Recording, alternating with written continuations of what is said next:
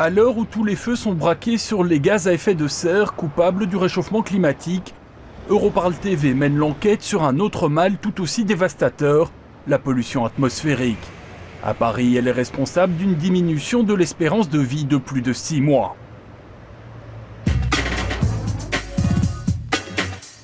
Il faut prendre de la hauteur pour se rendre compte du phénomène et observer la couche de pollution atmosphérique flotter au-dessus de la ville de Paris. Composée d'une multitude d'éléments chimiques quasi inconnus du commun des mortels, comme le dioxyde d'azote, le dioxyde de soufre ou encore les particules PM10 ou PM2,5, la pollution présente dans l'air empoisonne ceux qui la respirent. À Paris, plus de 70 stations de mesure comme celle-ci sont disséminées aux 4 coins de la ville. Elles mesurent la pollution présente dans l'air.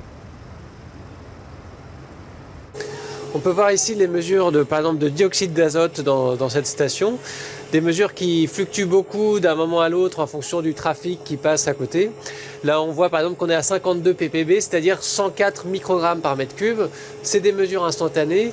L'idée, c'est de comparer ça par rapport aux valeurs limites annuelles et que sur une station comme celle-ci, en moyenne annuelle, on est à près de 70 microgrammes par mètre cube pour le dioxyde d'azote, là où la réglementation n'en autorise que 40.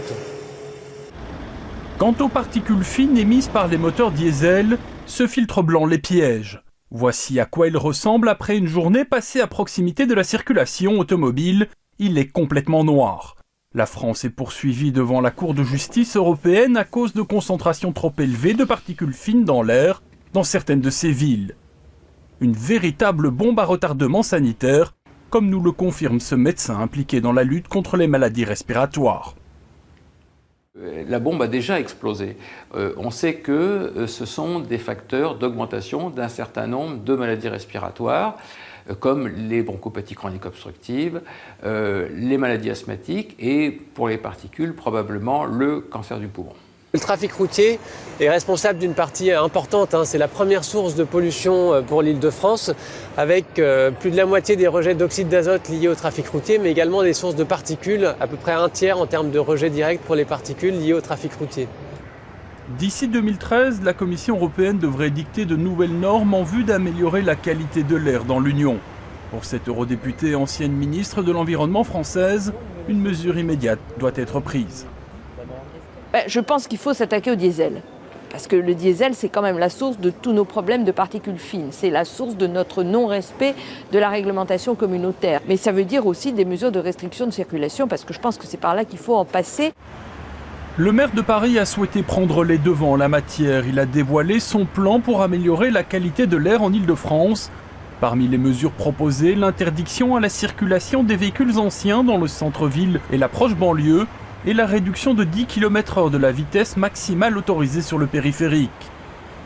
Notre enquête nous amène auprès d'un représentant d'une association d'automobilistes.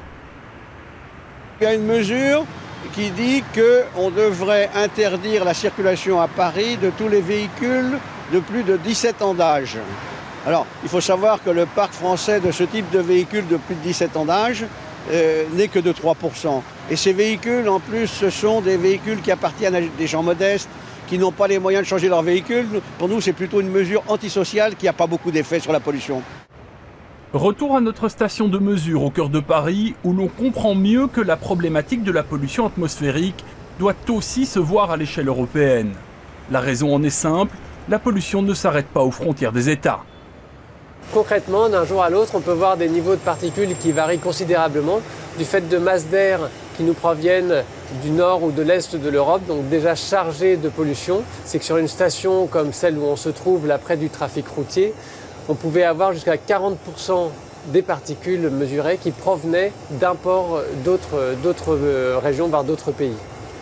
Les dernières études montrent qu'à Paris, la pollution atmosphérique diminue l'espérance de vie de ses habitants de plus de 6 mois et génère des coûts de soins de santé de plusieurs millions d'euros par an.